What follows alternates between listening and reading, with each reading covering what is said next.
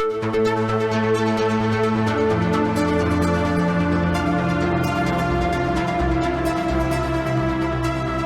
and welcome to the Sensibly Speaking podcast. This is Chris Shelton, your host. Thank you very much for inviting me into your home this week. And as you can see, I am joined by guest Ian Rafalko. And Ian is, he posted some TikTok videos a while back. He showed up on Aaron Smith Levin's channel, told his whole story. We're going to go over that a little bit today.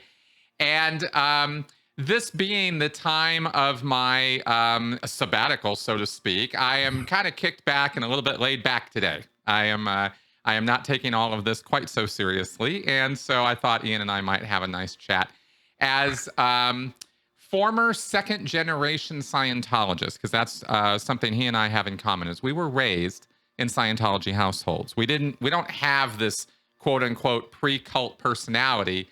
We were always around Scientology, and so it's a different mindset, and it's one that I haven't particularly gone deep on in terms of shared experiences and whatnot with other Scientologists that I've interviewed. So I thought, what an opportunity! Let's go ahead and maybe tack in on that end. So Ian, first off, welcome to my show. Thank you very much for being part of this. Yeah, hi. Thank you for having me. Yeah, I think this will be interesting. First off, though, for those of you out there who do not know anything about Ian or what his claim to fame is, or why we're talking today, Ian, why don't you go ahead and give the summary version of the events leading up to how we are talking as former Scientologists now. Right. Yeah. So I was in Scientology for a long time, and about 20, I'd say officially like 22 to 23 years. It was hard to say when I actually sort of place that, but I happened to be going through a lot at the time I was leaving, and it was really very stressful for me, and I was having a lot of painful thoughts. It just so happened that my father was a very popular influencer, I suppose. Dr. Berg. That's Dr. Eric Berg. He's a chiropractor. Dr. Eric Eugene Berg, yes. Yeah, okay. He's a doctor of chiropractic, not actual not real medicine. Right. No, at the time I ended up releasing some information that he was a Scientologist, and because we were having I was having a bit of a crisis, and I that was the best way at the time I decided to deal with it, and was to just be honest to the public, which was something that I was very afraid to do for a while. So it created sort of a cataclysmic effect in my life, and I have sort of, in my own way, become I guess it's hard to say. I've become my own version of what I think best represents people like me in Scientology, like children who were raised in a certain way and who sort of don't understand that they're allowed to they're allowed to think critically, and you're allowed to question yourself. And obviously I have my own way of expressing it, and I care very little for people's opinions about me, or there's very few things that can actually hurt me. So my family, being as prominent as they were, caused quite a bit of a reaction, and I followed that. I was on the Leia Remini podcast. I talked to Leia, and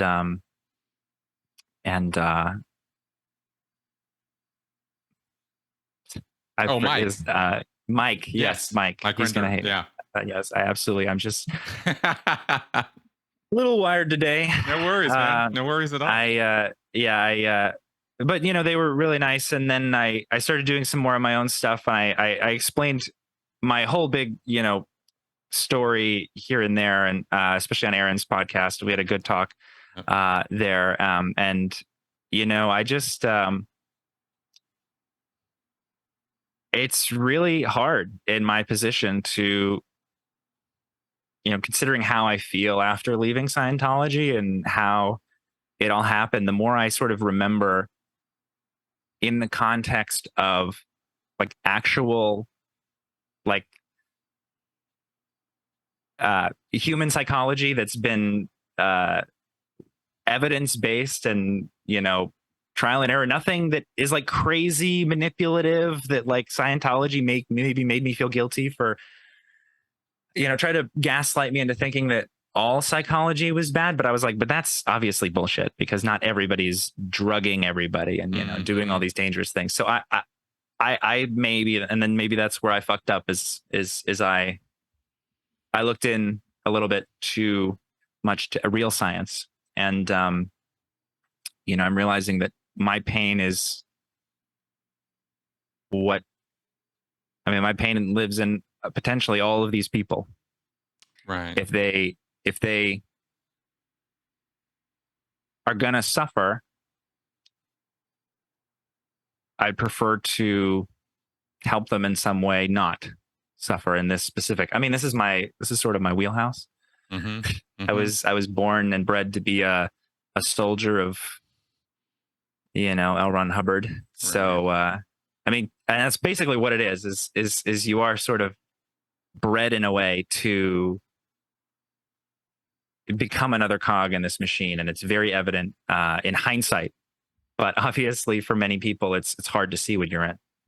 But I'm here. True. It's true. I mean, there's a lot of parents who, if I might comment quickly, there's a lot of parents who take great pride, you know, almost have it as a goal for their kids to become staff or to become Sea Org. Absolutely. Can't get them out of the house fast enough. In fact, I mean, I've seen parents, you know, we hear about kids, especially back in the day more so than now, but certainly back in the day being 5 years ago, you know, back before kids, the big milestones, you really can just count those. That's right. But we hear about kids as young as 11 and 12 years old going into the Sea Org. You're like, my God, how could they?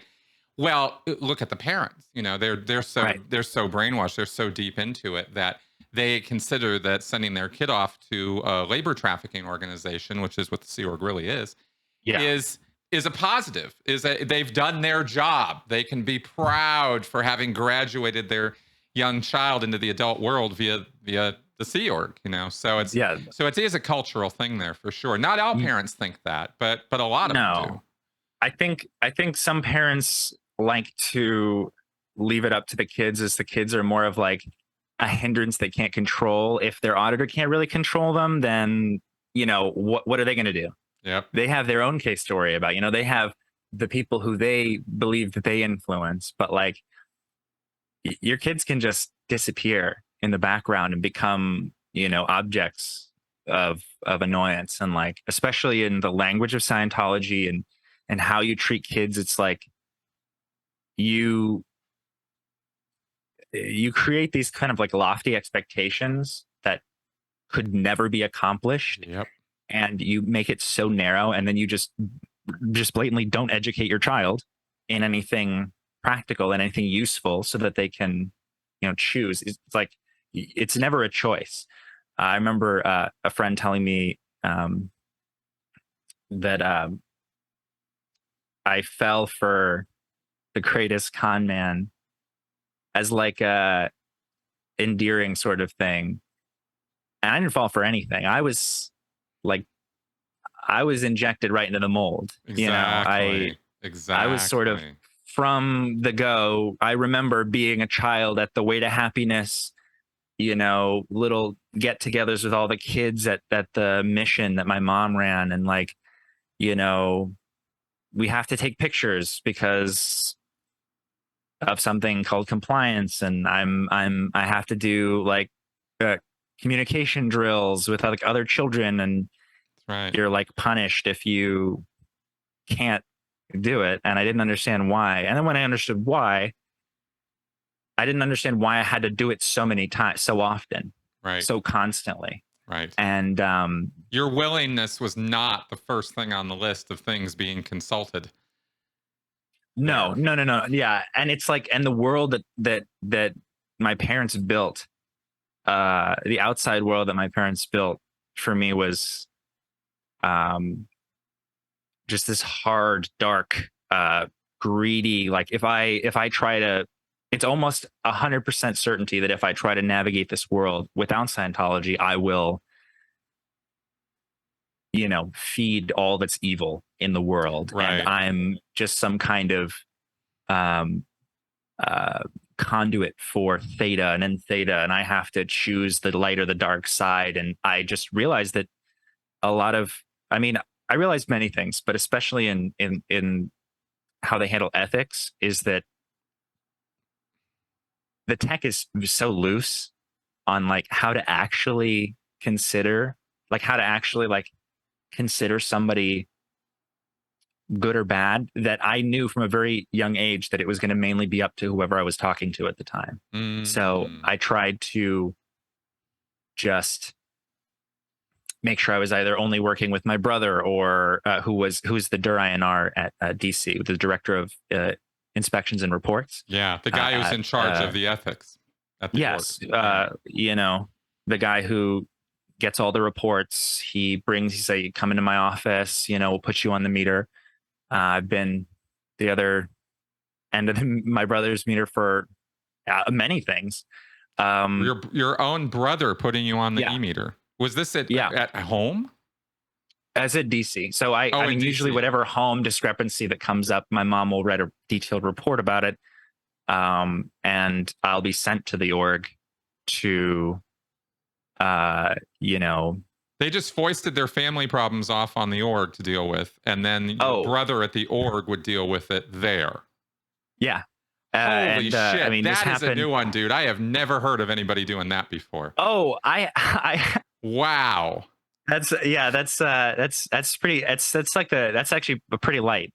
No, I get it. Yeah, I get it. It's just, I just never even heard of that framework before. It was always like you see Scientology at home with kids, conditions being assigned, even stat graphs. I heard there were families, Craig Jensen was like staticized everything in his entire life and ran his kids on stats.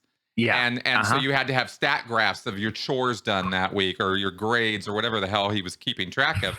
But this was how he ran his household. And you'd hear about these kind of what I thought of was way extreme methods of taking Scientology. And yeah, sure, that's how you run an org, but it's not how you run your house.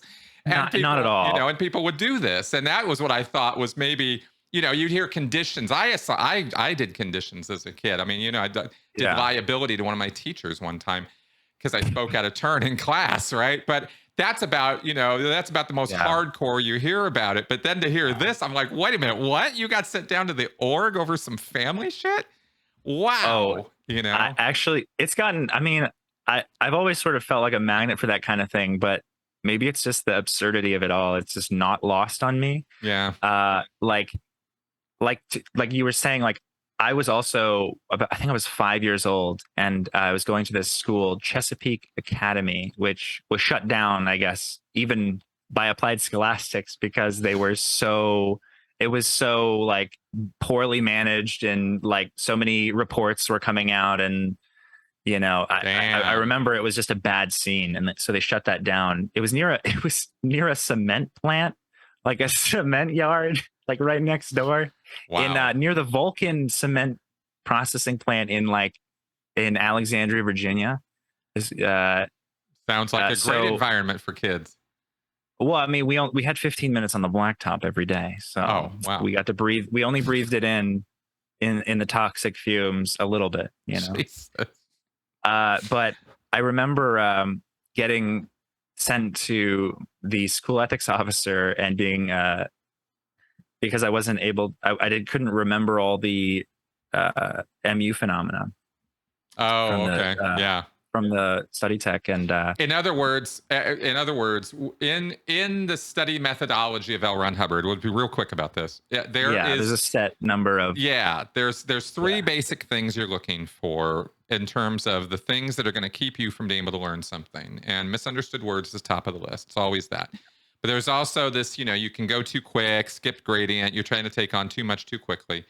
Like, going to the third grade before you're done with first, right? That doesn't make any sense. And then there is lack of mass. If you don't have the thing you're trying to learn about, that can be difficult. And Hubbard asserts out of nowhere, based on nothing really, that there are physiological phenomena connected with each of these. And so if you have a misunderstood word, you're going to fall asleep.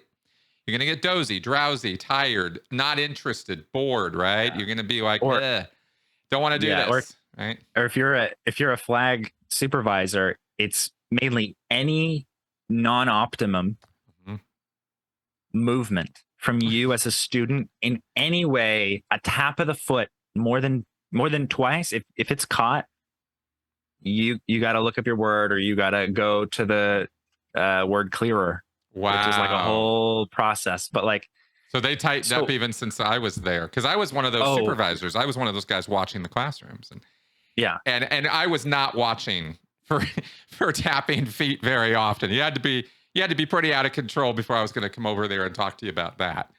This is probably just funny for you, just a small anecdote. But I was in Atlanta. I remember getting a meter check. They pull you out, and we're going to do a meter check. And I was sitting up at the top of the class, and he was like, "Do you have a misunderstood word? Is there a word you don't quite know? Has a withhold been missed?" And I was like, "Has a withhold been missed?" Yeah. And I was like, I was holding the cans, and I was like, I'm sorry, what? Yeah, you're not allowed to say that. Right. I was like, what the fuck are you doing? And he was like, oh, I'm sorry. You can pick up the cans. I'll just ask the right question. I'm like, anyway, I just like, these people are not all there. Like the kind of people, now I know that like the kind of people who would be in that position are not people who you should expect a whole lot of, complexity from. Right. Although, back to my main point was circling back to kids and circling back. I have a tendency to do that these days, but I'll take you right off the path. I'll just do my best to try to bring us back on, but I'll guaranteed I'm going to do that again before we're done today. Yeah. But when I was 5, I was sent to ethics for not knowing all of these by memory, and I was assigned a condition of treason. At 5 years old. At 5 years old. Oh, fuck off! Treason conditions at 5 years old. Okay. Barely spell treason. I know, right? Just for the audience, guys. Okay, so we're going to be talking Scientologies here, right? So let's try to keep everybody up while we're going. And the conditions are steps that you follow in order to deal with a particular situation. And these are ethics in Scientology. This is how you improve things, expand things, make them better, is by doing the steps of these formulas, these condition formulas. And you assign the conditions based on actions or statistics or some indication that there is mood or mental there's perspective.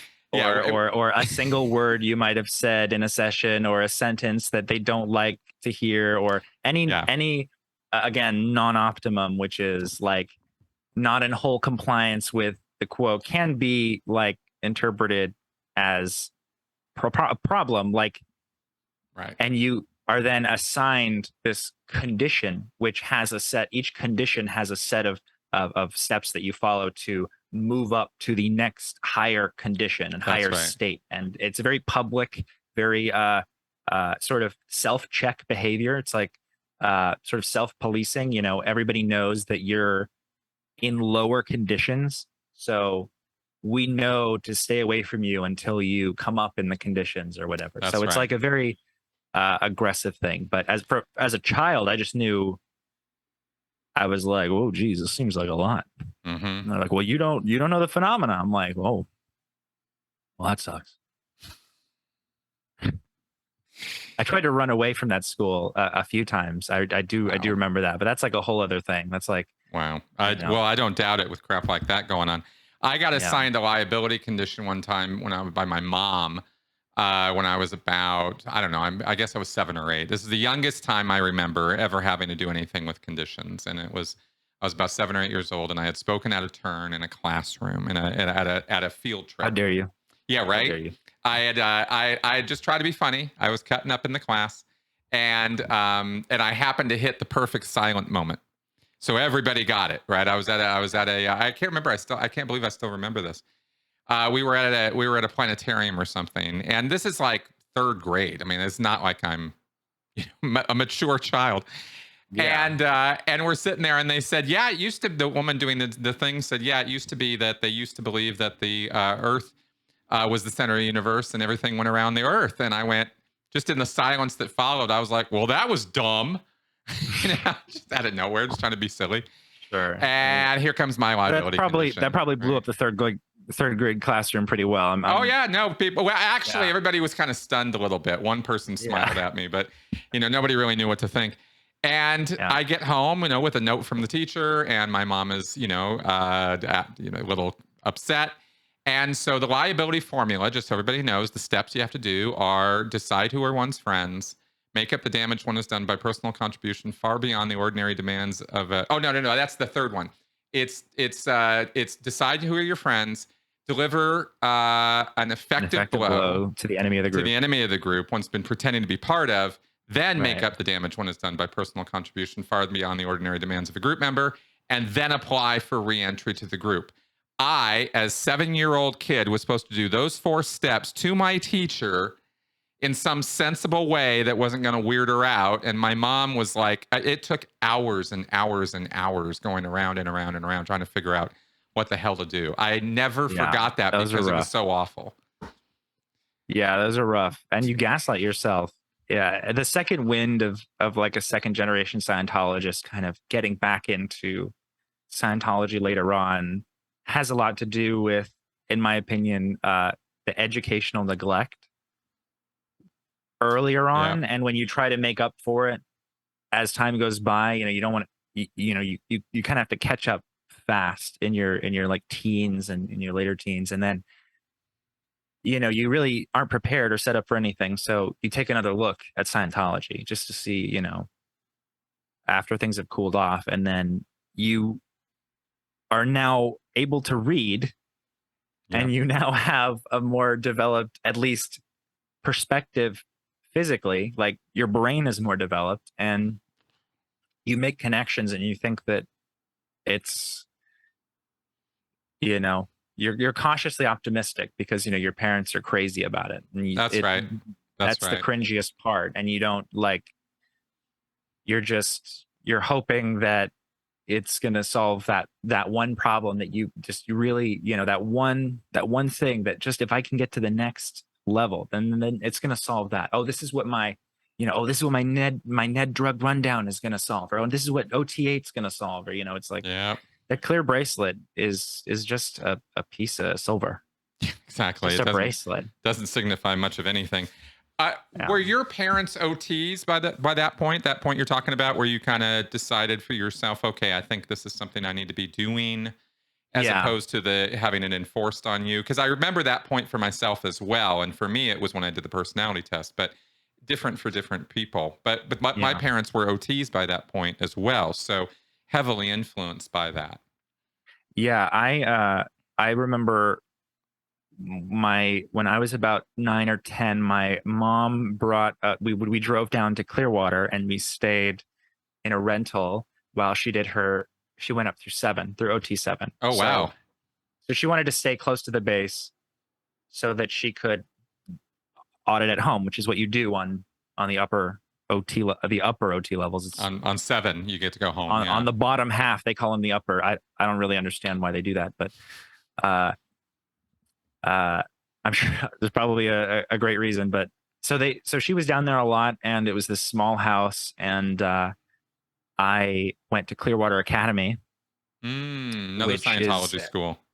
Yes, which is I remember relating it to a douchebag factory, because I got bullied so hard at that school by everyone. And honestly, like, the people who came out of there were so mean. And the ones who stayed in Scientology, at least, the ones that I ended up meeting again, like all my bullies from that school when I was a child, excel in Scientology today. And they are on staff in Tampa. They are going up their OT levels. They're just and because most of their parents are rich and can afford to sort of give them this lifestyle. And they're I went to school with some of the Duggan kids. Oh really?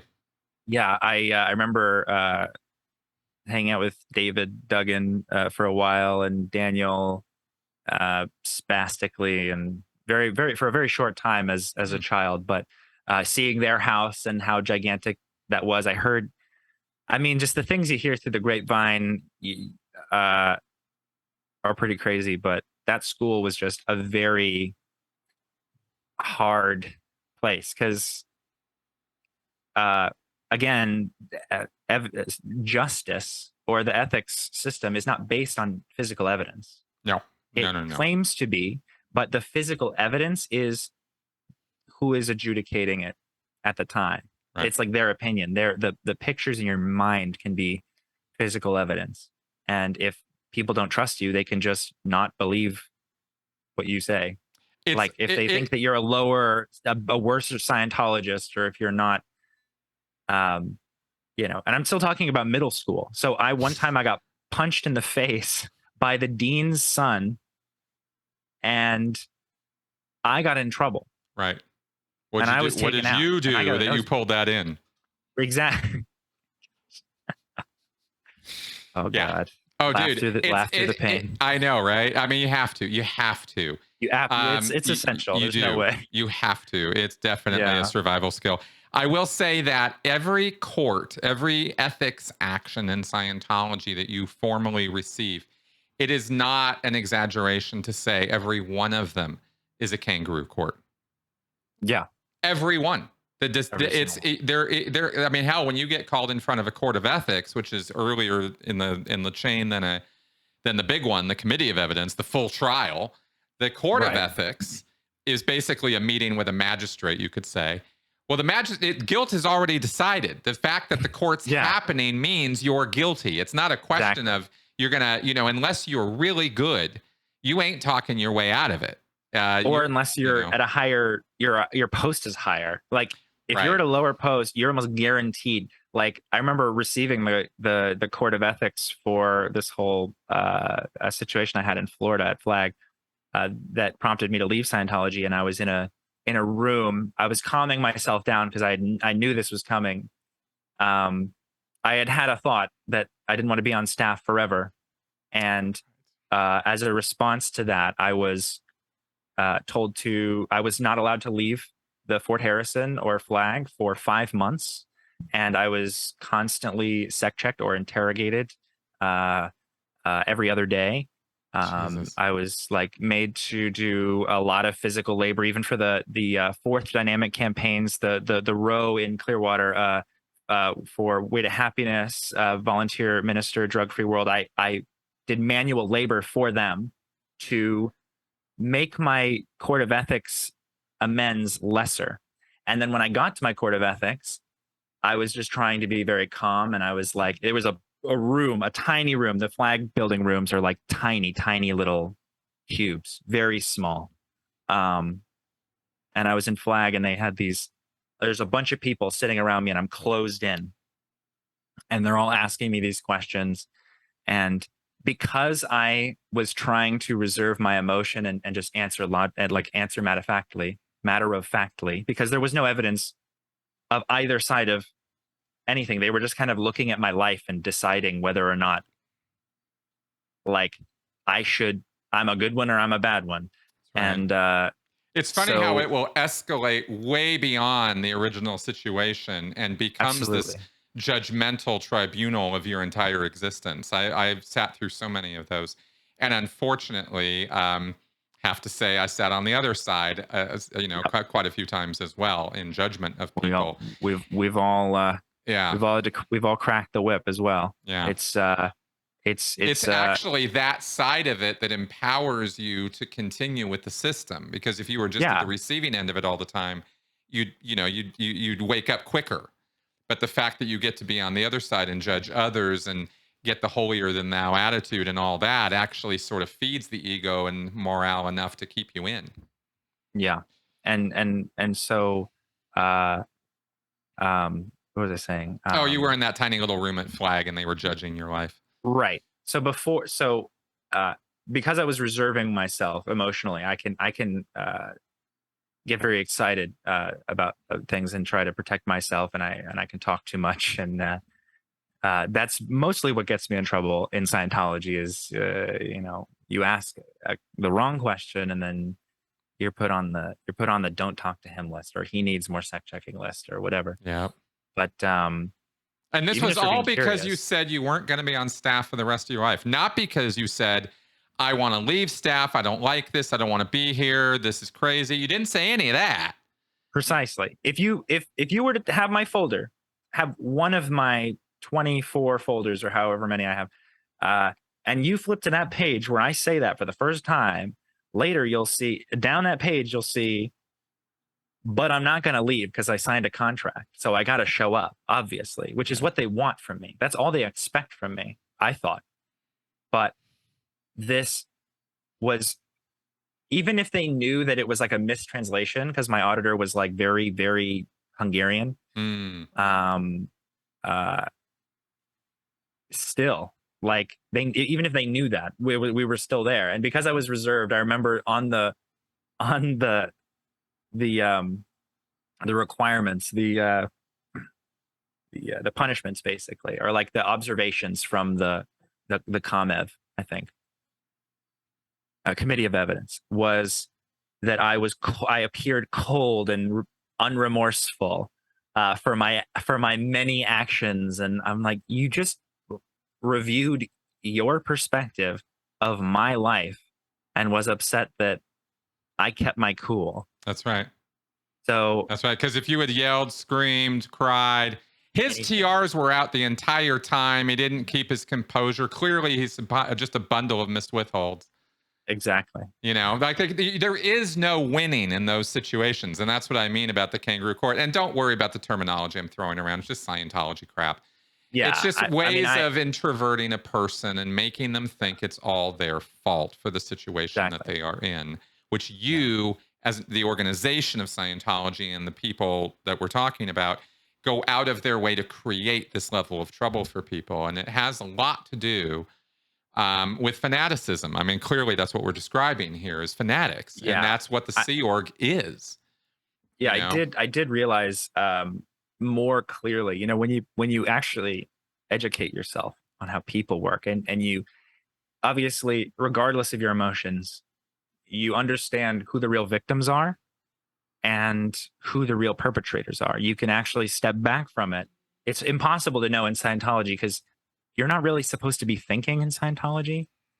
So you're not really sure why you're always confused, or why you're just kind of living life in a haze, or like you're That's living right. life and you're not really thinking much of anything.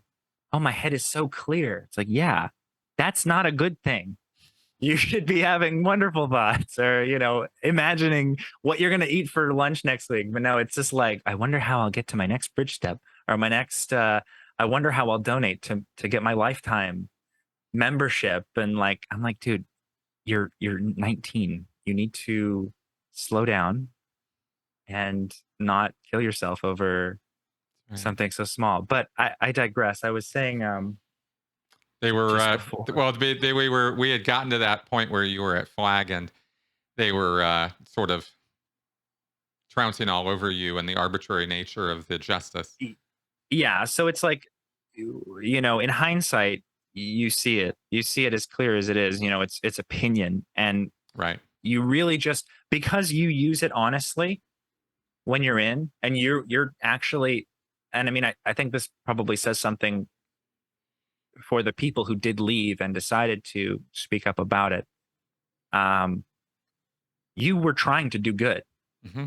You're doing what you believe will save mankind. You want to apply it in a way like, okay, well, we're seen in a bad light. How can I lighten this for other people? And then you get treated like shit.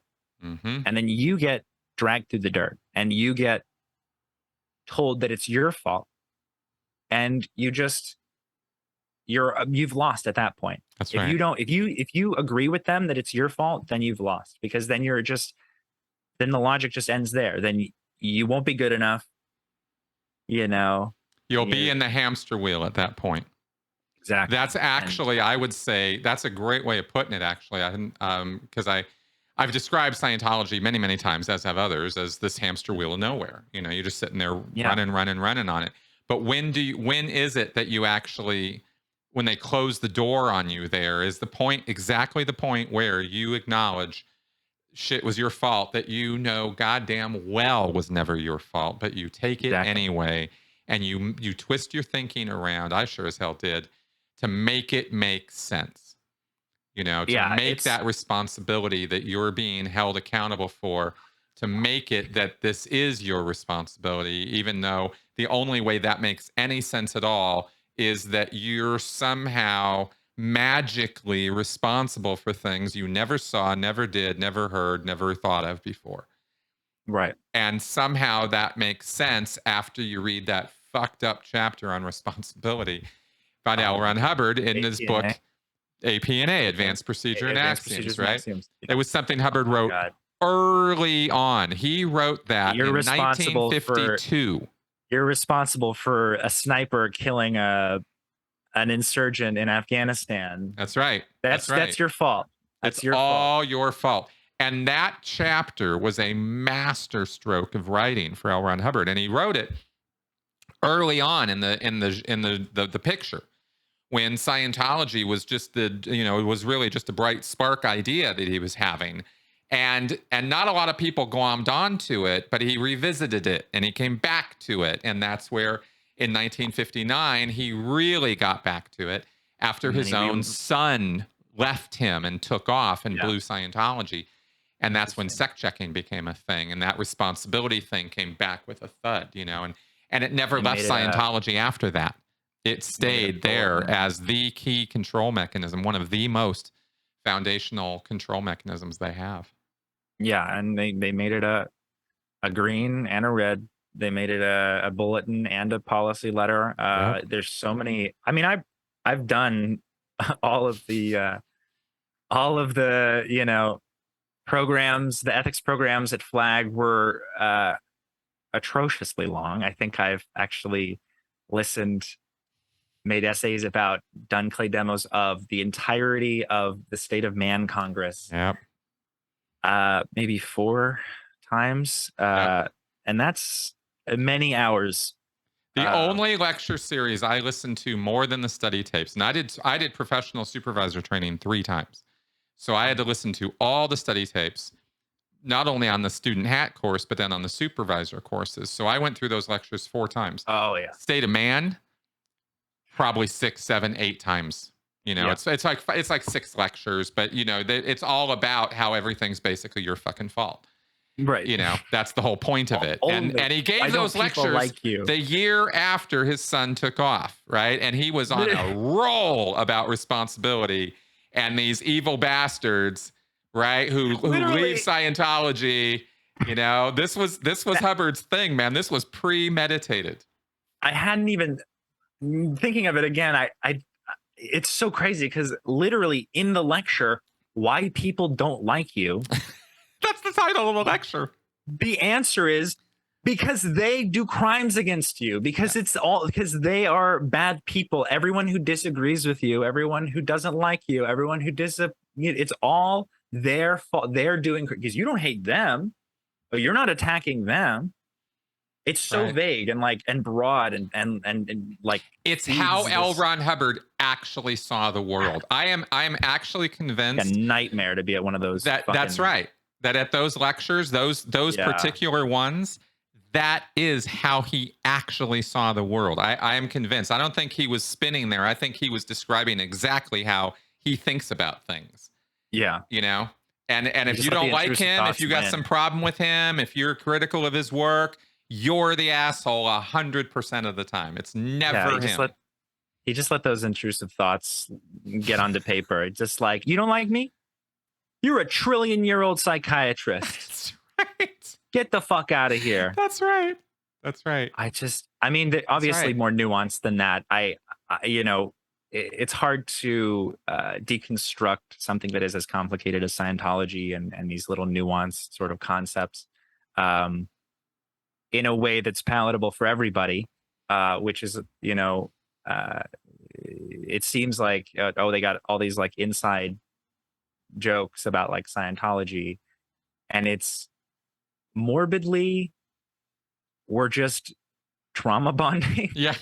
I mean, this is with our like, I mean, it's that they make sense in the context. Obviously now it's arbitrary and it's, we've had time to disconnect from it, but like, it's still kind of hilarious to have conversations in that sort of, because you're remarking in the mindset, in this like sort of nostalgic kind of mindset, but it is just for me, I know it's because I had it my entire life, and it's that's sort right. of like it was sort of like a comfort personality to kind of survive that kind of lifestyle. So I can snap in and out of like, I know I'll remember them. I'll remember the words forever. Like I'll remember. That's just how my memory works. I'll remember basically everything.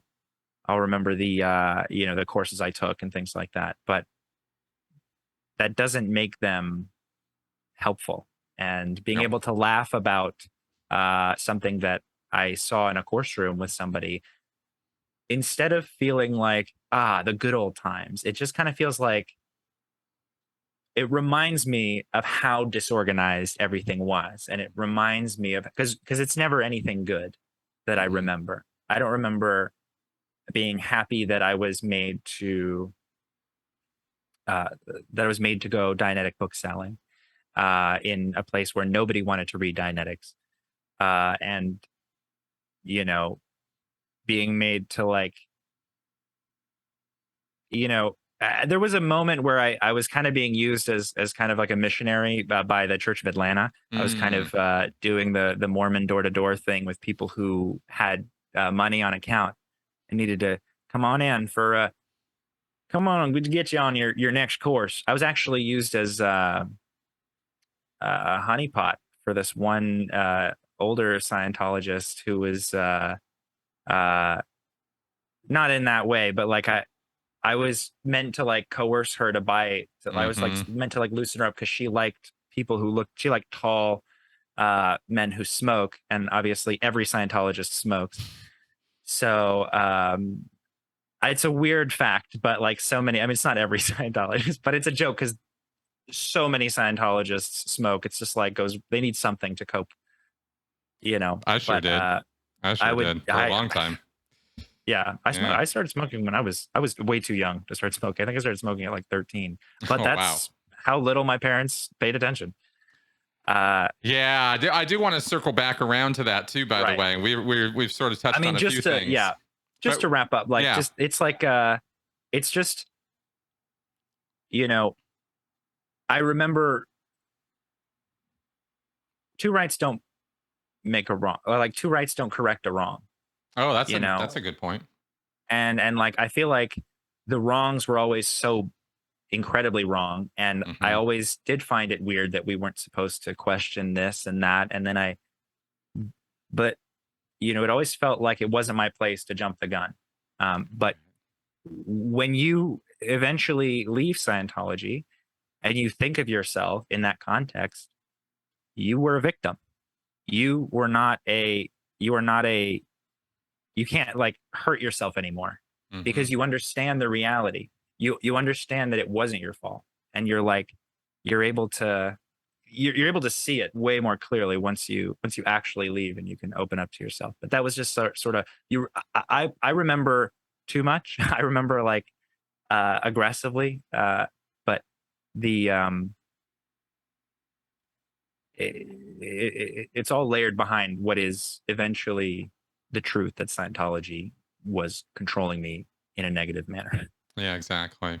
Let me Yeah. ask you about this because you and I were both raised in this. Now, your parents, just to clarify a little bit more with them, your father's this famous chiropractor guy, basically famous for having a YouTube channel, right? And Yeah, advice that's and it. basically offering advice on the keto diet. Yeah, basically the keto diet, some like fitness stuff. Yeah. Uh, he just kind of has like one system that he kind of plugs every possible disease to. He's been debunked by many credible medical uh, doctors on the platform as well, but Mm. because he does the he dumbs down his information. to be very simple, and he doesn't really. He kind of just cycles through the a bunch of topics so he can re-release. He can keep releasing new content, but it's more of quality over quantity. It's very easily digestible, simple things, like sugar, Right. blah He's blah just blah. So right. I have nothing to say about keto because it's like yeah, everybody has their own body needs, and like it has nothing to do with that. Yeah. Yeah. It's And we're it talking about just the has to guy. We're do not talking about the the message. the human being, yeah, the man behind the smile. Like there were like Ted Bundy smiled in pictures, but Right. it doesn't mean that he's obviously my dad hasn't killed anyone to my knowledge. I know that like smiles and people can act one way and be different Yeah. than how they act on a public measure because they're in public. They're like by the nature of them being in public and smiling. But what it like the logic speaks to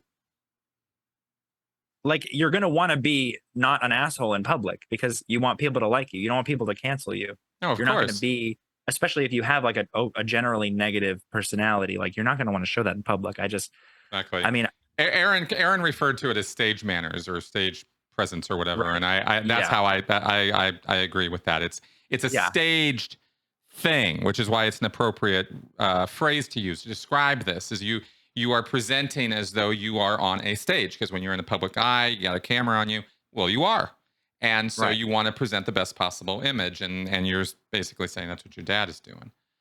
Yeah. I mean, more or less Yeah. it's, I mean, he is a very, he knows who not to share his personal information with. And he stopped more so when I started being critical of his comments. He's used to, he's just a very, he's not a very social person. Hmm.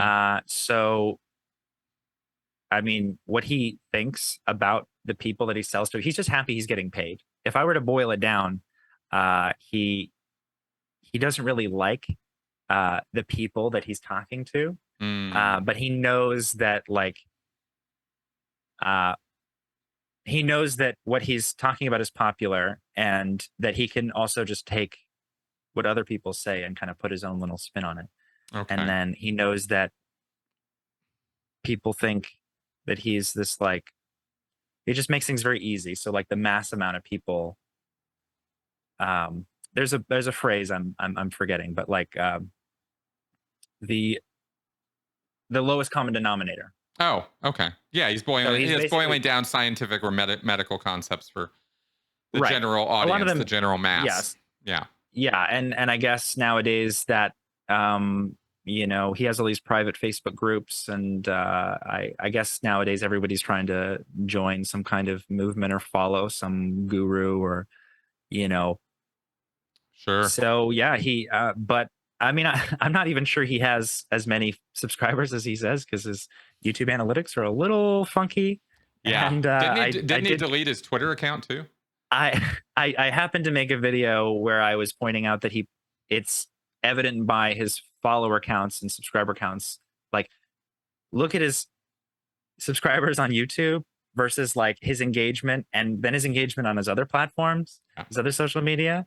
It's like it was evident to me that he was buying subs, and I was like, okay, well, I'll just post this on Twitter also. And I posted on Twitter and I tagged him, and he ended up deleting his entire Twitter account as if that's going to make my tweet less seen because people only stay on one platform, as we know. They only communicate one thing on one platform, and especially on Twitter.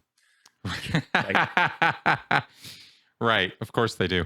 yeah. So, Yeah. yeah. So it's he's a little bit hiding right now. He's a little bit running scared a little bit Yeah. because of all this exposure.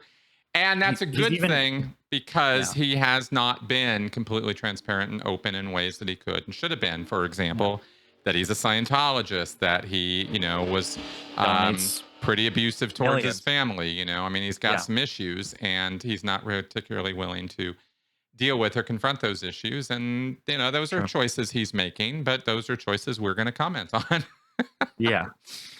He's perfectly free to make those choices. Now, as in terms of being his son and growing up under his household, one of the things I gravitated to early on with Scientology that was I thought of as a net positive in my life as a kid was my interpretation or understanding of the ethics system of Scientology, which was very shallow as a kid. I obviously wasn't going down to the org every week. I wasn't doing lots of classes. I wasn't in training to be an ethics officer. I was a public kid going to public school who had, exposure to this every now and again. But the exposure I did have as a child, the positives were that honesty is the best policy and that communication is the Sure. universal solvent, that you can solve Yeah. anything with communication. I really believe that. I thought that was an amazing piece of information. It doesn't happen to be true, but you can solve an awful lot more with communication than you might think you can. Yeah. And that I have proven to myself over and over again through the years.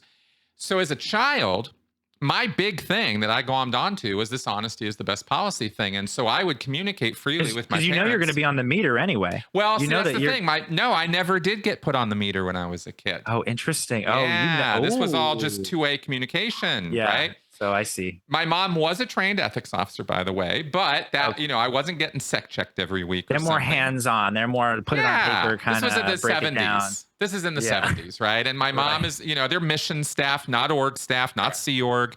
So they were experiencing, and as I've done interviews with my mom on my channel. You guys can check them out, Wow. and you see exactly where my mom was coming from, right? She was not trying to be some militant, Sea Org member. She was trying to help her kid, and she thought these were the tools to do it. And so I learned, that communication's a good thing, that honesty is a good thing, that you can talk to your parents, and that talking to them is not an evil thing.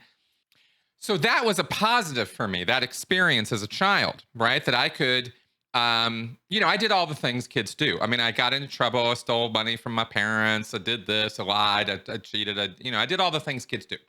I wasn't some extraordinarily moralistic kid. Sure.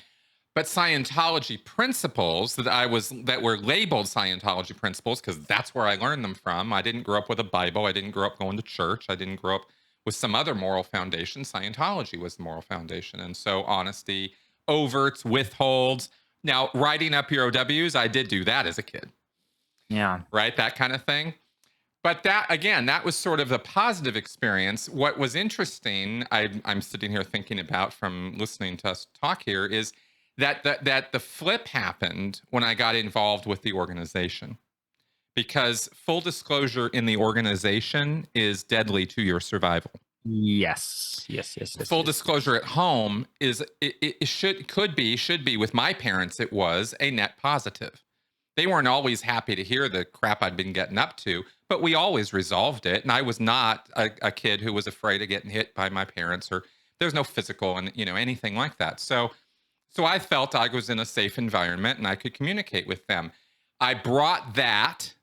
Assigning that to Scientology, Right. I brought that into a Scientology environment called the Org, which was run by a Sea Org member in Santa Barbara when I joined staff.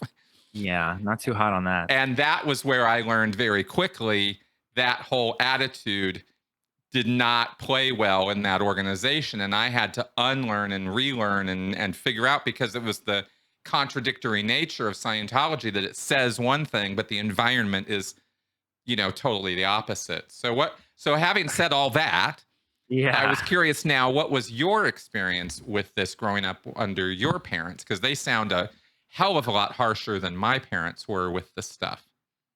Yeah. So I found that it was mainly the dwindling spiral of my mom Mm. becoming more and more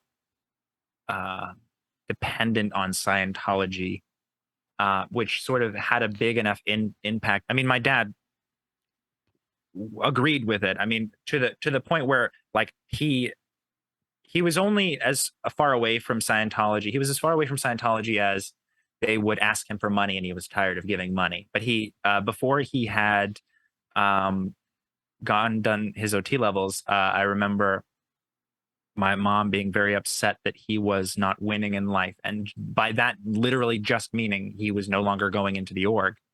And so she actually I found a report recently where she had detailed surrounding him with more successful Scientologists than him to sort of increase his attitude towards it. And my Wow. So your mom was father, really maneuvering things in the oh, life. just like, I mean, Oh, wow. she's another thing. She's there's got to be some. I'm sure there's some like personality disorder that would explain the kind of household I grew up in. Mm. Um, either way, Scientology just made it worse, sort of, as the time went on. It was never really great, um, unless we were like the one or two times we went to King's Dominion. You know, Mm. a theme park. Who doesn't love a theme park? But it doesn't really make up for a lot of other very more serious things. Like what I didn't know as a child is that I was on the spectrum for autism. Oh, So something Scientology would never acknowledge as a not situation. even believe in. Right. Not even like they just think, oh, the broken one in the corner, kind of like it's in there with like people who are born with like without a brain or without like organs on the outside or something. Like it's so incomprehensibly like not even an issue. I wasn't even encouraged to know what it was, mainly because my dad had told me that all autism is simply just caused by vaccines. Oh, And for fuck's sake. yeah, Your dad's a not only oh, anti-vaxxer, but he's one of those vaccines cause autism people. he is. And I saved a bunch of Oh, emails that he sent me where he's explaining it. Also, he believes that he's going to be the one who fixes the vaccines to make them like if he does enough research in his uh oh, is he an immunologist in training now? Is he a pseudo immunologist, he's getting the online virologist? course. He's running through the online course as we speak in his underwear, and he's Wow. gonna get that online certificate, in immunology. Jesus, man. I tell you, Uh it is mind-boggling that people who couldn't get through a sixth grade science class think they actually get this enough to be able to lecture other people and endanger their kids over this. I mean, Vaccines earlier are on, not perfect. Immunology is yeah, not a perfect science. But to think you are going to watch some YouTube videos and know more than the professionals, yeah, I mean, come off it. Just it's get off the high horse already, you know? yeah, it takes an awful lot of ego to do that. Like Yeah. And ego's a hard thing to let go of, but let me Mm. tell you, life gets a lot less complex when you do. Yes, yes, it But does.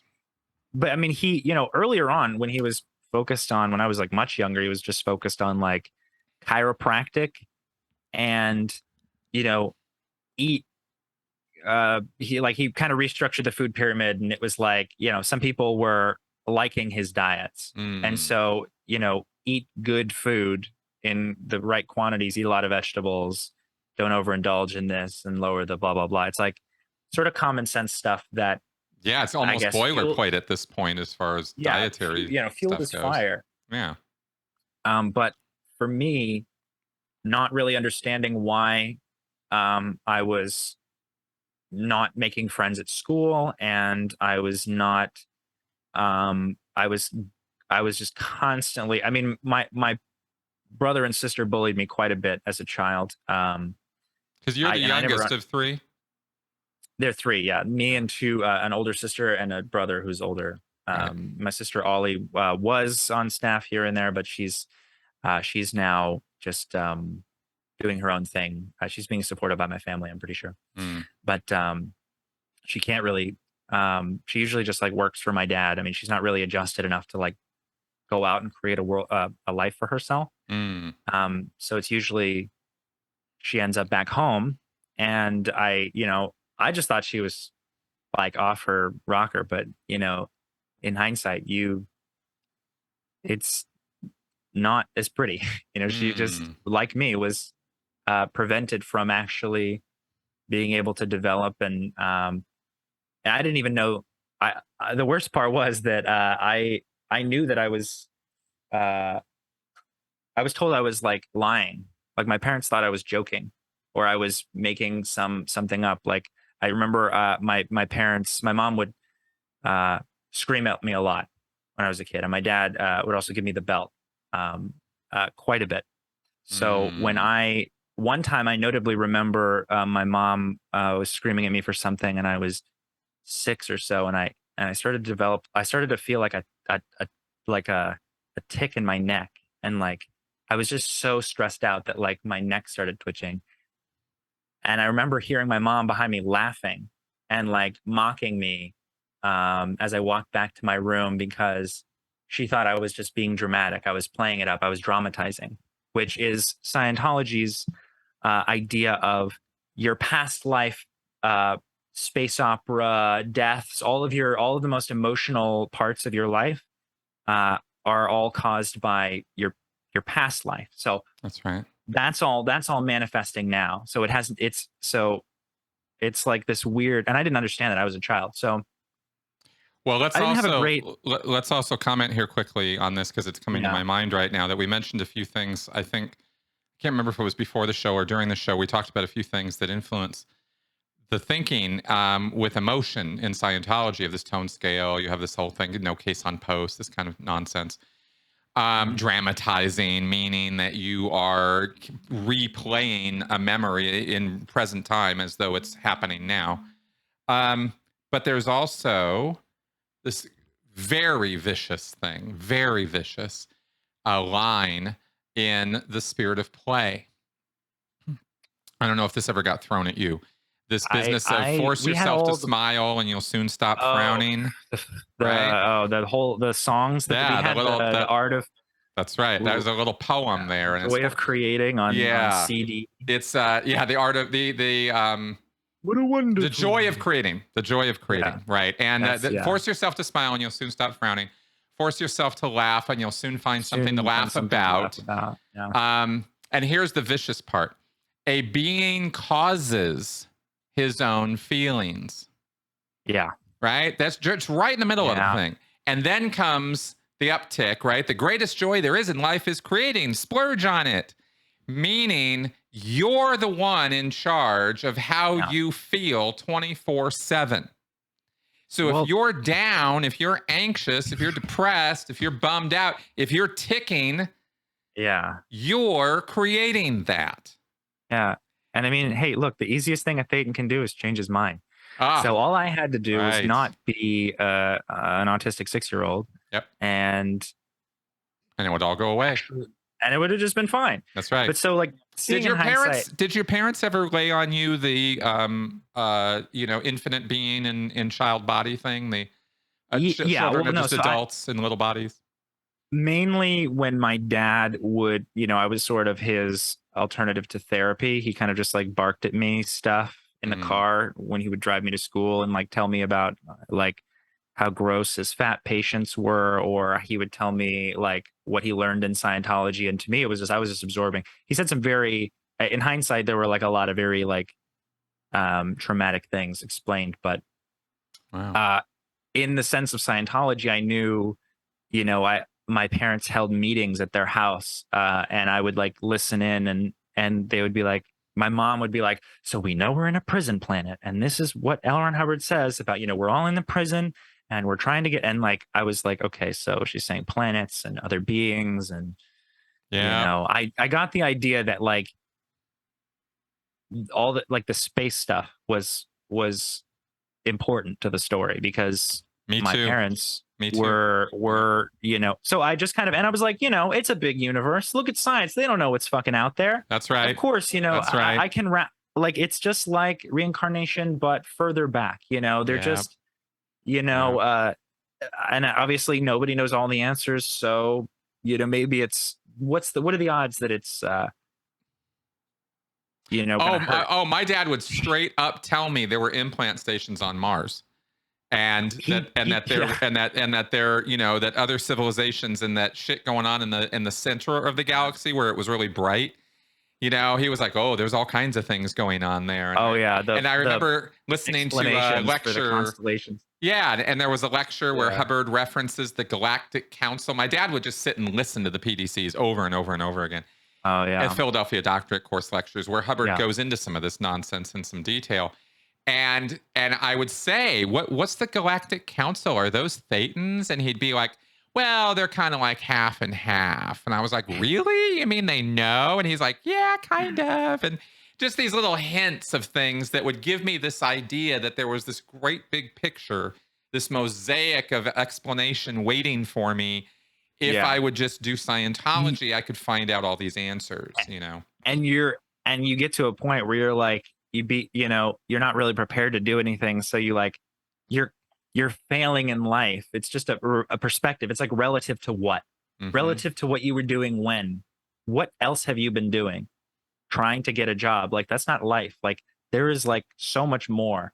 But you don't really see that until obviously you're on the other side. But there's this what were we talking about? Oh, um, You uh, were talking about your mom actually and how she would lay stuff on you because you were mentioning uh, this thing about how you had the tick develop that time when she was kind of laying but into you. what were you just talking about? You Oh, were just just saying, now though, I was talking about yeah, the shit my dad would tell me. right, yeah. Yeah. So like, I Oh, got an that's right. I Your got dad would tell you in the car. That's right. yeah. So like yeah. So we got all of that, and like, I remember I wasn't allowed to watch TV or movies for a good period. I mean, we had like the wall, we had the two bookshelves of VHSs and DVDs that were just so random. I mean, that's all I really did as a child because there wasn't really opportunity. I didn't really have friends. I wasn't really allowed to, I had to exchange with my parents to like a currency to get rides to go places. Or I had What? to, yeah, if it wasn't, yeah, exchange was the Scientology's concept of exchange was deeply bound in almost every second of my childhood. So like it was Your always like relationship with your parents was almost wholly transactional? entirely transactional. Holy shit, man. I am Uh, so sorry you had to experience that. My parents laid exchange on me, but that meant I had to go do my chores if I wanted to get paid. yeah. That didn't mean that I had to pay them to give me a ride somewhere.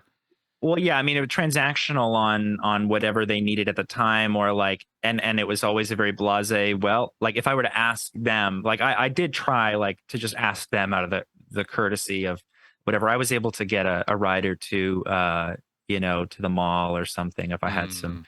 Mm. But like it was mainly like either no, I don't want to do it, or there was this whole like list of things that I hadn't done that Mm. included in many cases reading references from Scientology as a child, or Oh, interesting. other labor that she could just make up They'd actually give at you the study time, assignments for Scientology.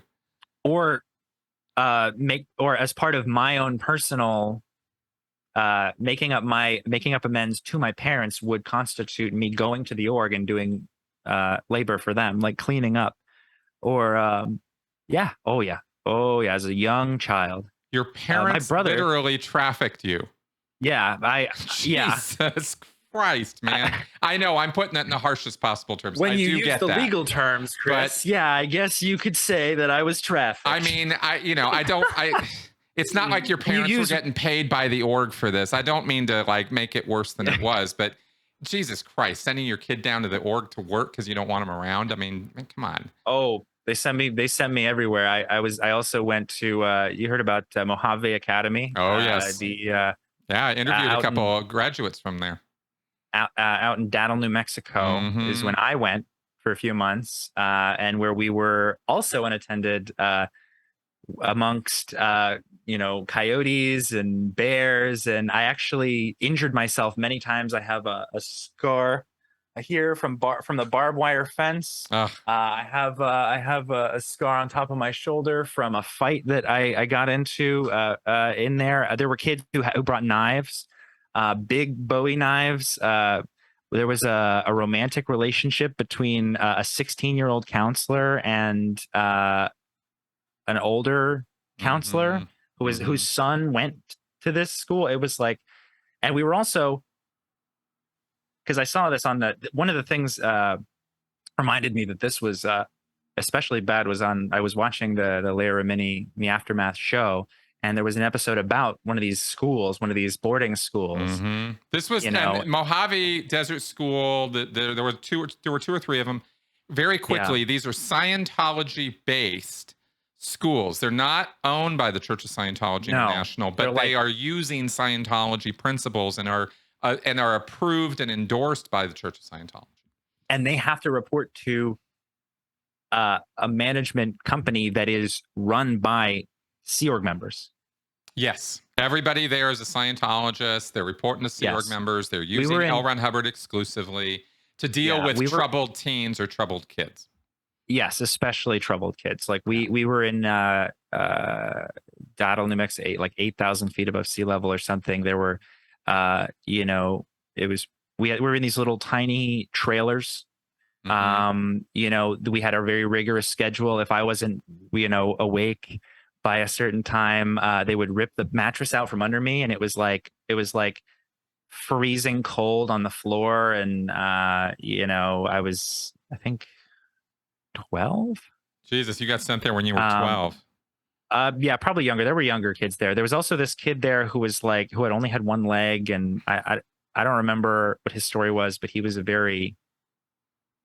don't even know why he was there. He was not made. He had one leg, and he was a heavier set child. He was like an obese child, and somebody sent him to a mountain school where they didn't even give him like hiking shoe. I say shoes, but he only really needs the one. But he had flip flops, and he was like going up hills in like a flip flop. But just the glaring violations now. Anyway, we were all put in the back of a truck once or twice a week, and we were sent to this random guy's house. Where we were improving. We were painting, and we were fixing his house, his personal home, and he was a carver, so he would pay us in carved wooden objects. So we were trafficked. We were like labor trafficked also there. And then, wow, I mean, no reason for me to be surprised by that. That part did not come up in my earlier interviews with the graduates of the other schools. Nathan, Rich, I think, and what was her name? Lisa, I think. I did interviews on a couple kids who were sent to those schools, and we went in detail about the day-to-day life there. And it's awful. I mean, it was just absolutely horrifying. Really bad. Yeah. Yeah. They would, like, if you didn't make it for breakfast, you had to wait until the next meal, because they broke down the kitchen, and you were cleaning the kitchen and cooking the food and breaking down the kitchen again. If you were on that, or you were feeding the pigs, or you were on the labor list, like, that's right. It wasn't what it was called, but it was like there were chores for all the children, and yeah, you got to fix up those little rats somehow. You got to get those, get discipline instilled somehow in you little shits. Exactly. Your parents are, they didn't send you here for no reason. It's better than blowing smoke around the Fraser Mansion, wasting space. Right. That's right. And the Fraser Mansion was pulling your freight. Yeah, exactly. So, I mean, on top of like, being sent off to just be looked after, my mom was sort of the main control point. My dad just sort of was like, handle your son, was his attitude. Oh, wow. So she would tell that to him, like, if I was like inconveniencing him in some way, and like if I was I don't know. It was for just about anything. If I was eating in the wrong room of the house, he would, or if I wanted to do some small thing and or he lost something and he blamed it on, he was interrogating me, telling me, where did you put it? And I didn't know what he was talking about.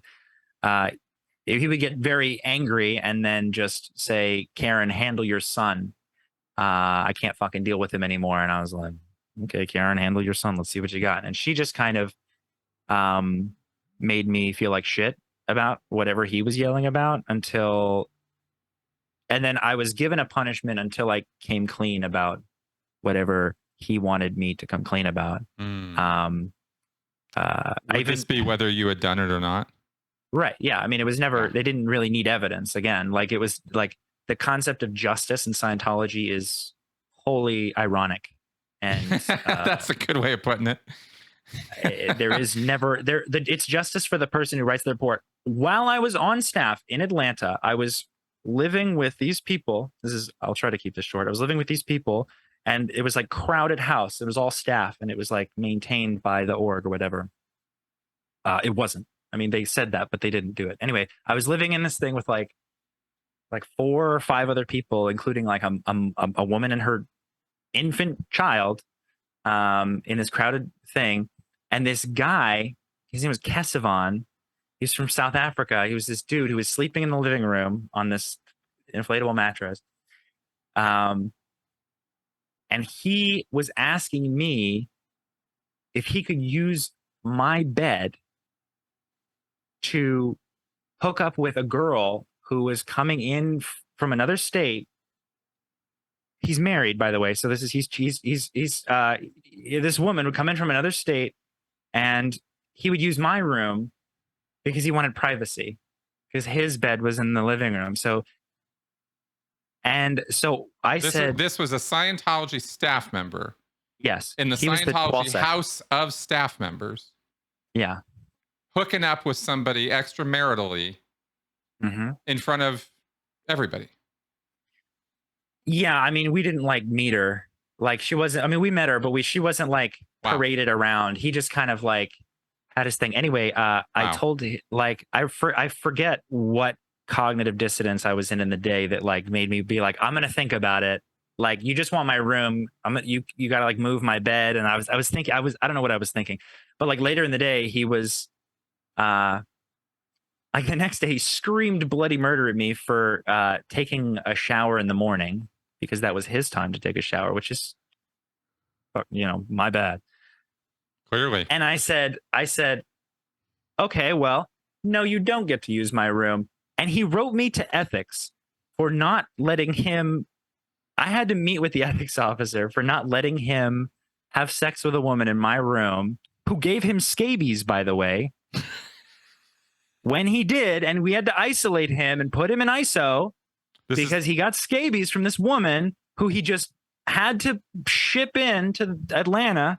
I said, listen, this guy, I could go on forever about this guy. He's one of the worst roommates I've ever had. Yeah, this guy sounds like a real winner. But like, the irony is not Scientology lost. does not exist. Yeah, no, that is definitely true. You experienced some things, I mean, outside of the Sea Org that, frankly, my jaw's dropping. I was in a very different situation in Santa Barbara, but my situation was so many years earlier than yours. That's what I can attribute it to. My class 5 experience, I think, was about 20 years before yours, right? Because mine is 1980s, early 90s. And then I joined the Sea Org in 1995. Yeah. So as harsh and awful and schedule wise and yelling and screaming and all the bullshit I had to endure as a staff member, and there was plenty of it, I never had to endure something so blatantly, obviously disgusting as that, right? I had other disgusting things happening to me that were pretty bad, but they were a little more covert. They were a little bit more underhanded. I had this one executive who was literally probably the best gaslighter I have ever seen. This guy could twist. Make some good ones. Oh, they really do. And this guy was top of the line, right? This guy, Doug Daniloff. And I'll name him because fuck him. This guy, he's still a Scientologist. So fuck this guy. He flat out sat me in a room multiple times for hours at a time, introverting me on something about me. There was something about me that made me an asshole. And he wanted to figure out what it was. And he would question me around this for hours. And because he was an OT and a trained executive and years of experience, I thought he knew what he was talking about, right? Yeah. And I was the stupid one. And I put up with that for years under that asshole, right? Yeah. So I had my own levels of asshole, but what you're describing, I'm just like, are you kidding me right now? I think it's because I learned I was not a very combative person. I was never a violent person. I'm not like I tried. I did some martial arts when I was young, but like that was just really for exercise. I've always been kind of a weak. I was a fat child, and so uh, I got picked on for that too. So I had Mhm. like triple, quadruple damage coming at me from all angles, and uh, I just what really, I guess, got me was like everyone seems to hate me in my life. So there's got to be something I'm doing wrong. Or everyone seems to be putting me down. At the time, I didn't know there was actually something different about me that Mhm. professionals could have possibly helped me handle or maintain or look at. Because now, at this point, it is something very, you know, its own. But it became what I felt what needed to be fixed in that next bridge step. Or, uh, you know, you get these weird ideas like if L. Ron Hubbard can do it, so can I. And you just sit in your room as a Right. child That's and you right. just like you try to like, you know, you try to look for that answer, and it's like it's sad from an external point. And I think among the millions of things that I think I'd point at, like uh, it was a lot of labor and a lot of punishment and a lot of guilt, and being told that my friends are degraded because like one of my friends was my childhood friends was gay, Mm. and I was told that he was like a degraded person. Yep. And I mean, we made up. I mean, that was a long time ago, and we're still really dear friends today. But I, you know, the kind of person it made me was like, I didn't want to be my parents. I wanted to be the good Scientologist.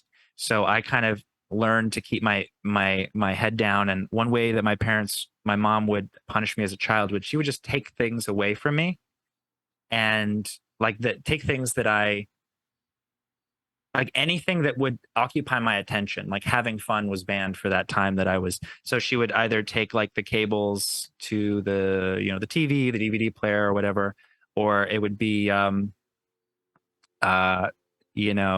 any. I wasn't a strong reader, so like any toys that I had that I was interested in, or anything that was like any music.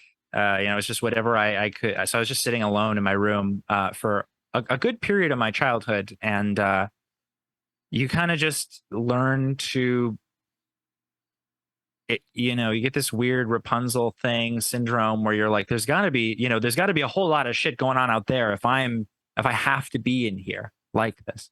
It's just like it deludes you, and then when this sort of redemption arc that I thought I would get later in life, when the more I fed into Scientology and the more I started to do it, I saw my parents kind of like gradually, randomly take me out to dinner all the time and like bring me coffee. And like I started to get treated better, and people just stopped asking me about my life and they stopped criticizing me because I happened to also be doing cause resurgence, or I was doing my SRD, or I Right. was doing, Now you you were know, being the good son. yeah, and the fact that I had a good memory, my dad was like, "How is this possible? You did these courses. I tried to do these courses, and they were so confusing." And I'm like, I mean, I, Wow. I, I had a good memory, and I feel like that worked against me in the long haul.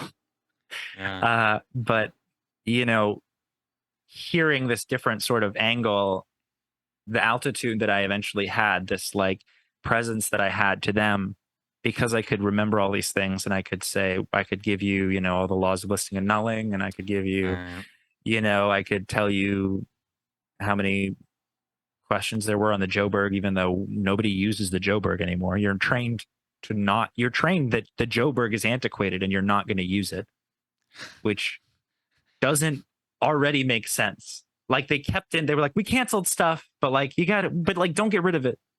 But like, because it's still there, but like we're only canceling it superficially. Like they canceled second dynamic rules, which, What's that now? yeah, they canceled the second dynamic rules policy. In the Sea Org. Um, in Scientology. Oh, the second dynamic. Oh, okay. The policy letter that says you're not going to get in trouble for sexual stuff. Exactly. Or being in having a romantic relationship, which was my, I mean, they had to have, because it doesn't appear to work when you use it. Right. Interesting. But Interesting. anything, I guess, is canceled if you just, if the person hearing it doesn't like what they're hearing, if they don't like that you're giving them a reference, if you're explaining Scientology to them, Right. to me, oh, I've been here since I've been here since the 80s when we actually had to blah blah, and you're just a fucking. It's like, it's the same story. Like every Scientologist that I was sent to, every staff member that I was sent to, wanted to be the best Scientologist, and they wanted to win the game of Scientology, and they were not friends with each other.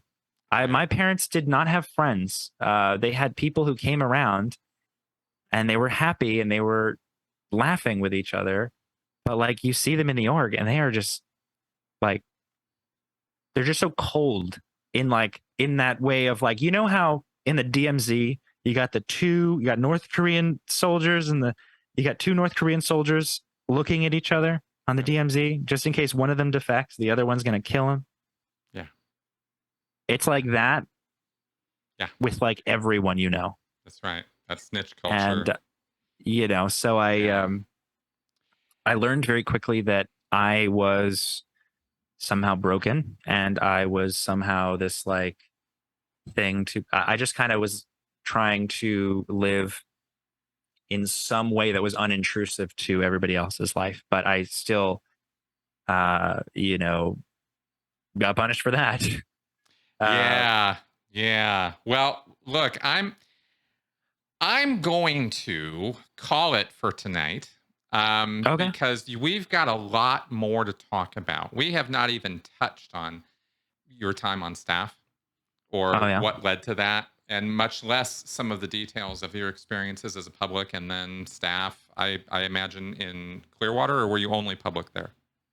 No, I was only public there. I mean, I was an OT at Flag, but no, that's what I meant. And they treated me like staff. You did go do training at Flag as well. Yeah, for 11 months. Yeah. Okay. So, because it's a different experience, or at least it could be, between being a public and being a staff member there. Oh yeah. I want to talk to you about that and the details of it, because I'm pretty familiar with the Flag situation and the trainees there and stuff from my time in. But I imagine, based on everything we've talked about so far, that not surprisingly, and I've sit here and said, wow, oh my God, I can't believe it. I really shouldn't be doing that, because I really know Scientology has gotten worse since I left. Yeah. I mean, I do know that, but it's so horrifying to me what, the levels of nonsense that people will put up with. And yet I understand how it happens, because it really has everything to do with the boiling frog phenomenon, right? You're in it, Exactly. and you really don't get how awful it all is. And then you step out of it and you're talking about it and you're like, holy shit, I can't believe I ever agreed to this and this and this and this. But it took a long time to get you to the point where you were going to agree to that. We had to be raised in it. I had to be beaten to a literal pulp, and at the lowest possible version of myself. And I had to be like, if I'm this awful, if I'm this bad of a person, then like, why am I even here? And then once you get there and you realize that Scientology hasn't shocked you, it hasn't killed you, you don't have cancer for questioning, those for asking those questions, it liberated me to actually, for the first time in my life, be like, wow, I'm never going to say this thought to an auditor ever again. I was like, oh my God, I can like say whatever I want in here. It's like, I know my thoughts are my own. Yes.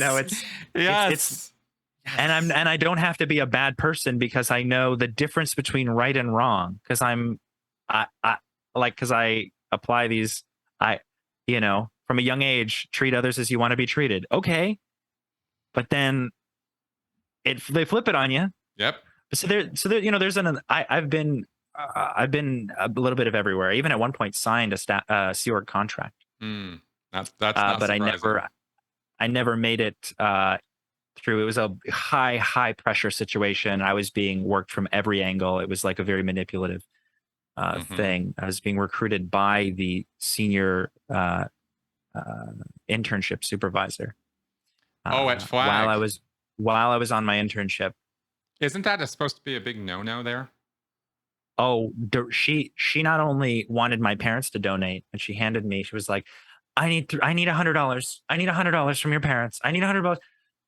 Mr. Berg, come to the thing, and you gotta stand up as soon as she says your name, and you gotta run to the desk, and you gotta be like, yes, sir. And she's like, I need you to get a dono from your parents. And I was like, everyone asks me that. I don't know about all that. And then she's like, also, I need to talk to you. After the Auditor's Day event is what it was. That was that day. It was the Auditor's Day event Right. when I was at Flag, and then it was like a whole thing. So there's a lot that can be touched on. Yeah, There's a we lot. definitely do have more to talk about, and I want to talk. I want to give us the time to be able to do it without going too long for the audience or for us, Sure. and kind of keep these, hour, 90-minute shot kind of things. I think will be good because I think we've probably got a couple episodes in us here in terms of things to compare and contrast and discuss about your Yeah. experience in it. And I like going deep. I like going into these details of things, even if we are approaching it slightly randomly this time. That part I'm not so Yeah. concerned about right now.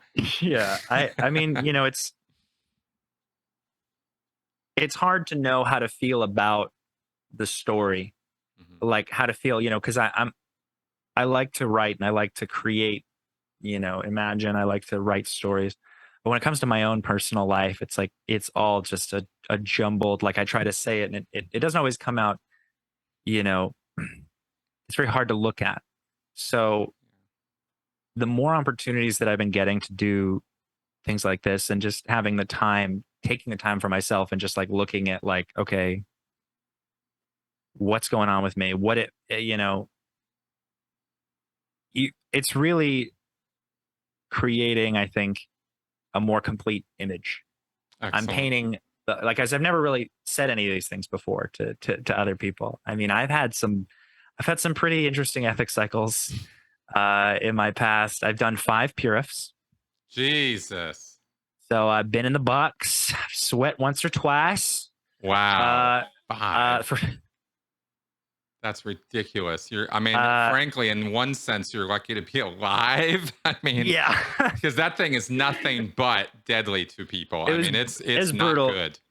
every time, Yeah. every time. And was the difference between a purif and another purif was within like a year and a half from one another Oh, was come like on. a hit of weed. I think I got high once Oh, on a joint, and it was and then out I of had your to system, by redo. the way, in about 48 hours.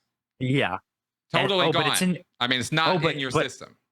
they have the whole Purif video that has the shitty graphics that show science and fat cells, and They're it's literally so just full of shit. a cartoon. Yeah, You can.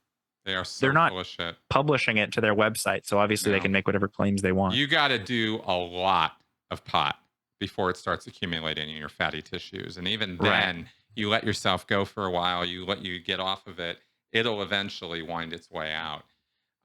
You don't need to go That's what sweat it out. science says. That's that. Yeah, that's actual science. Yeah, that's real biomedicine. That's real biochemistry at work. That's how it Yeah. actually works. And then Yeah. there's Scientology's bullshit, right? Yeah, so I've Yeah. been down the block, and I think if we you know you just ask me questions, and Yeah.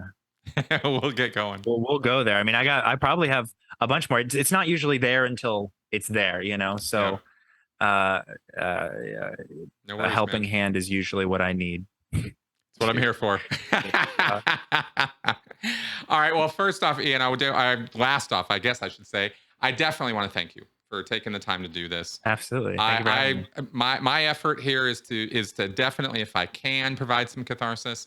Certainly, exposure Scientology's nonsense, and I want people out there to understand what we went through being raised in Scientology, so you'll get that there's more to it than just some obvious con that people fall for, and they're just a bunch of idiots.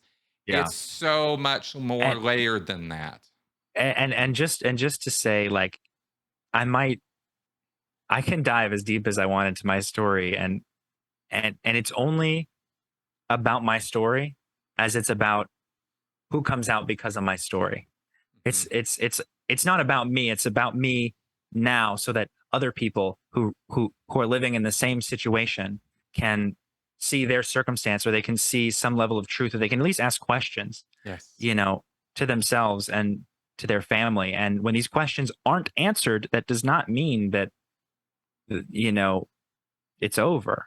You'll spend many years hurting yourself, you know. So I just, and I have a lot of my life to come forth. I've been very resilient through this whole uh, circumstance, and I think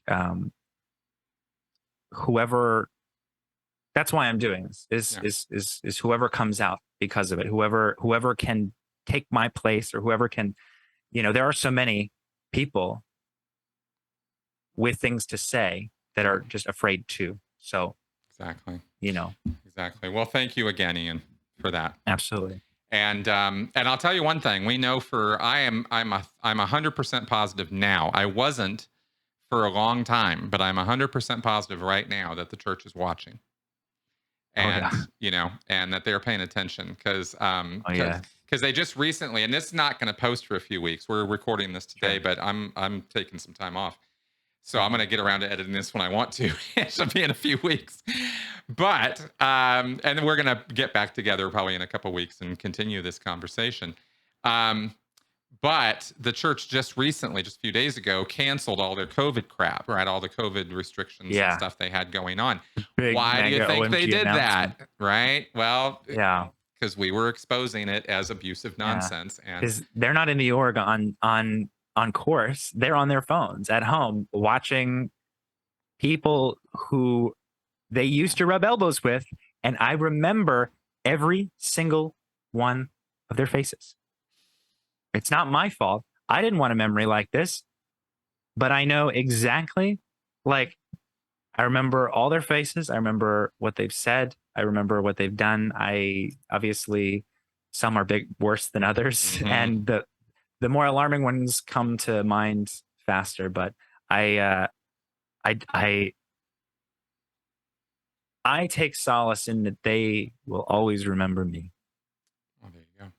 and that makes me happy. Well, I hope that they remember you enough to find this video and find I more, do, and I hope about this. they don't take my personality and my crassness as um, deflating the reality of the severity of the situation, That's right. because Exactly. they should know I'm a wacky kind of dude sometimes. Usually when I'm not sleeping, I can be a little manic, but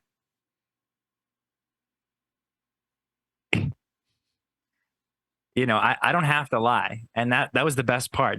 That's what made me spring into this, and what gives me this attitude is I don't have to lie at all. I've wanted to be a good person, and I've wanted to be, even when I was in Scientology. So the fact that my truth, that the thing I was made to spread, I was designed to spread, is causing trouble. Well, maybe the SPs won in '93, huh? You ever think of that? Maybe we lost the war. It's funny, but like only now that I've been able to, Yeah, see it. totally, totally, man. Yeah. All right, folks. Thank you very much for persevering with us and listening to this show. And like I said at the beginning, inviting us into your home. We very much appreciate it. And of course, if you're finding this channel enjoyable, entertaining, and that sort of thing, informative, maybe educational, even, consider supporting the channel. This is a entirely fan-funded operation, and the only reason I got this mic and this mixing board and all these lights on and everything is because you guys. So help us out, and thank you very much for watching. I'll see you guys next week. Bye bye.